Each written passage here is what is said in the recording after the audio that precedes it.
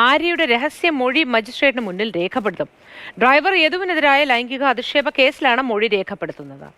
അമൽ തേനമ്പറമ്പിൽ ചേർന്ന വിവരങ്ങളുമായി. അമൽ, good morning. ഇന്ന് രഹസ്യമൊഴി രേഖപ്പെടുത്തുകയാണ് അമൽ. ഇത് ഇപ്പോൾ ഈ യദുവിനെതിരെ ഒരുപാട് ആരോപണങ്ങളാണ് ഉന്നയിക്കപ്പെട്ടിട്ടുള്ളത്.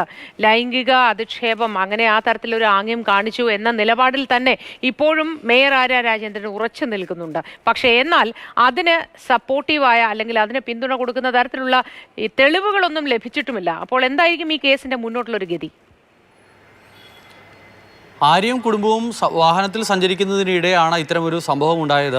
അന്ന് ലൈംഗിക പരമായി അധിക്ഷേപിക്കുന്ന തരത്തിൽ ഉള്ള ചില ആംഗ്യങ്ങൾ ഈ പറയുന്ന യദുവിൻ്റെ ഭാഗത്തു നിന്നും ഉണ്ടായി എന്നുള്ളതായിരുന്നു ആര്യയുടെ പ്രാഥമിക മൊഴി എന്ന് പറയുന്നത്. അതനുസരിച്ച് കണ്ടോൺമെൻറ് പോലീസ് കേസെടുക്കുകയും ചെയ്തു. ആ കേസിലാണിപ്പോൾ ആര്യയുടെ രഹസ്യമൊഴി രേഖപ്പെടുത്താൻ പോലീസ് തയ്യാറെടുക്കുന്നത്. കഴിഞ്ഞ ദിവസങ്ങളിൽ ഈ കേസുമായി ബന്ധപ്പെട്ടപ്പോൾ 3 കേസാണ് ഈ KSRTC ഡ്രൈവർ യദുവും ആര്യയും തമ്മിലുള്ള തർക്കത്തിൻ്റെ വിഷയത്തിൽ 3 കേസുകൾ ഇതിനോടകം തന്നെ രജിസ്റ്റർ ചെയ്തിട്ടുണ്ട്. അതിൽ ഒന്ന് യദു കൊടുത്ത പരാതിയാണ്, ഒന്ന് ഒരു അഭിഭാഷകൻ കൊടുത്ത പരാതിയിലും ഒരു കേസെടുത്തിട്ടുണ്ട്, അതോടൊപ്പം തന്നെ ആര്യ നൽകിയ പരാതിയിലും കേസെടുത്തിട്ടുണ്ട്.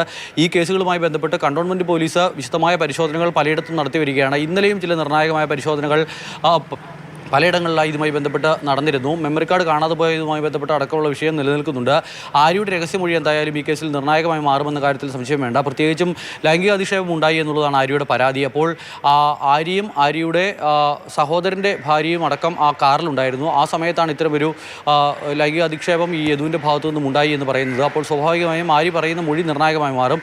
യദുവിനെതിരെ അത് യദുവുമായി ബന്ധപ്പെട്ട കേസിൽ അത് ശക്തമായൊരു തെളിവായി മാറാനും സാധ്യതയുണ്ട്. ഇതുമായി ബന്ധപ്പെട്ട് CCTV ദൃശ്യങ്ങൾ ശേഖരിക്കാനുള്ള ശ്രമം പോലീസിൻ്റെ ഭാഗത്തു നിന്നും ഉണ്ടായിരുന്നു. പക്ഷേ അത് ഒരു പരിധിക്കപ്പുറത്തേക്ക് വിജയം കാണാനായില്ല എന്ന് തന്നെ പറയേണ്ടി വരും. പ്രത്യേകിച്ചും ആ പ്രദേശങ്ങളിലൂടെ പുളിമൂട് തൊട്ട് ഇങ്ങോട്ടുള്ള സ്ഥലങ്ങളിലൂടെ കടന്നു വരുമ്പോഴുള്ള സ്ഥലത്തെ CCTV ദൃശ്യങ്ങൾ ശേഖരിക്കാനുള്ള ശ്രമം നടത്തിയപ്പോൾ ആ ഭാഗത്തുള്ള CCTVയിലൊന്നും ഇത്തരത്തിൽ ഇവർ തമ്മിലുള്ള തർക്കത്തിൻ്റെ ദൃശ്യങ്ങൾ പതിഞ്ഞിട്ടില്ല. മാത്രമല്ല KSRTC ബസ്സിലെ CCTVയുടെ മെമ്മറി കാർഡ് നഷ്ടപ്പെടുകയും ചെയ്തു. ആ മെമ്മറി കാർഡ് ലഭിച്ചിരുന്നുവെങ്കിൽ കൂടി പോലീസിന് ഇത് ശക്തമായൊരു തെളിവായി മാറിയേനെ, അല്ലെങ്കിൽ യദുവിനെതിരെ ശക്തമായ നടപടിയുമായി മുന്നോട്ട് പോകാനുള്ള ഒരു സാധ്യതയായി മാറിയേനെ. പക്ഷേ ആ മെമ്മറി കാർഡും നഷ്ടപ്പെട്ട അവസ്ഥയുണ്ട്. അതിനാൽ തന്നെ ആര്യ ഇന്ന് മൊഴി കൊടുക്കും. അതിനുശേഷം ആര്യയുടെ മൊഴി കൂടി പരിശോധിച്ച ശേഷമായിരിക്കും കൂടുതൽ നടപടികളിലേക്ക് പോലീസ് ഇതുമായി ബന്ധപ്പെട്ട് പോകുക. അതോടൊപ്പം തന്നെ യദു നൽകിയ പരാതിയുമായി ബന്ധപ്പെട്ടും പോലീസിൻ്റെ വിശദമായ പരിശോധനയും അന്വേഷണവും ഇപ്പോൾ നടക്കുന്നുണ്ട്. മോത്തി.